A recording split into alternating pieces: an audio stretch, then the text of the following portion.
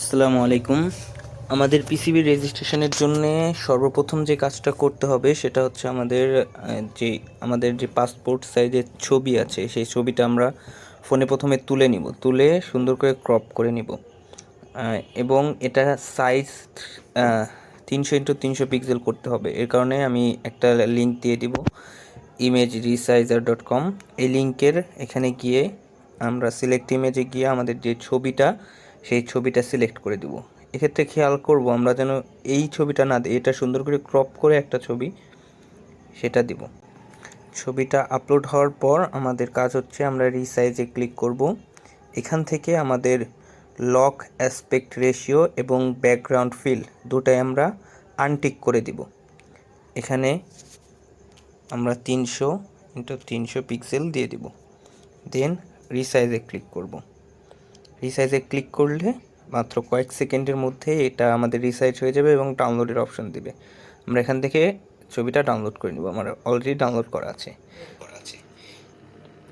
আচ্ছা, এখানে আমার ফোনটা যেহেতু লো এন্ডের সেহেতু আমার ফোনে একটু সমস্যা হওয়ার কারণে আমি আমার ল্যাপটপ দিয়ে দেখাচ্ছি। তো আমাদের এই লিঙ্কটা দেওয়া হবে এবং ইউজার ক্রেডেনশিয়াল দেওয়া হবে, এগুলো কালকে দেওয়া হবে ইনশাল্লাহ। তারপর আমরা এটাই লগ ইন করে আমরা স্টুডেন্ট ম্যানেজমেন্ট থেকে স্টুডেন্ট এনরোলমেন্টে যাব। স্টুডেন্ট এনরোলমেন্টে যাওয়ার পর এখান থেকে আমাদের প্রথম কাজ হচ্ছে আমরা সেশনটা সিলেক্ট করব, দেন আমাদের স্টুডেন্ট রেজিস্ট্রেশন স্টুডেন্ট আইডিটা দিব, আমাদের এসএসসি এবং এইচএসসির যে জিপিএ সেটা ইনপুট করব এবং কোন ইয়ারে এসএসসি এবং এইচএসসি সেটা সিলেক্ট করব, দেন আমাদের পার্সোনাল ইনফরমেশন সবগুলো দিয়ে দিব। পার্সোনাল ইনফরমেশনের ক্ষেত্রে বানানগুলো আমাদের যে এইচএসসির যে রেজিস্ট্রেশনে যেভাবে দেওয়া আছে সেইভাবে দেওয়ার চেষ্টা করব এবং আমাদের এনআইডি নাম্বারটা দিব। যাদের এনআইডি নাই তারা চাইলে বার্থ সার্টিফিকেটটাও দিতে পারে, সেক্ষেত্রে এখানে বার্থ সার্টিফিকেট সিলেক্ট করে দিতে হবে। এরপর জেন্ডার, রিলিজিয়ান এবং আমরা যেই ছবিটাই করছিলাম 300x300 পিক্সেলের সেই ছবিটা আমরা এখানে সিলেক্ট করে দিব।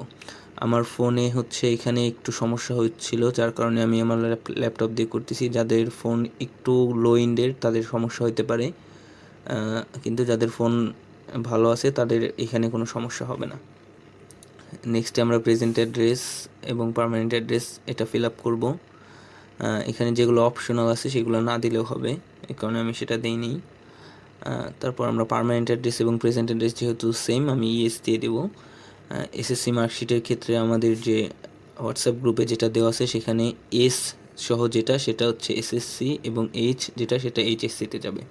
এখানে আমরা এসএসসির রোল যেটা সেটা দিব এবং রেজিস্ট্রেশন নাম্বারটা দিব। এইচএসসির রোল নাম্বার যেটা এইচএসসির রোল নাম্বারটা দিব এবং এইচএসসির রেজিস্ট্রেশন নাম্বারটা দিব। দেন আমাদের সম্পূর্ণটা খুব সুন্দর করে আবার একবার রিচেক দিতে হবে যে সব ঠিকঠাক আছে কি না। সব যদি ঠিকঠাক থাকে, মোটামুটি সব আমার ঠিকঠাক আছে আমি দেখতে পাচ্ছি, তো আমি এখন এটা সাবমিট করে দেব। তো আমার এটা সাবমিট হয়ে গেল। আমরা চাইলে এখান থেকে এডিট করতে পারবো, দেখতে পারবো। তো আপাতত আমরা এতটুকুই করি। পেমেন্টের অপশনটা আমরা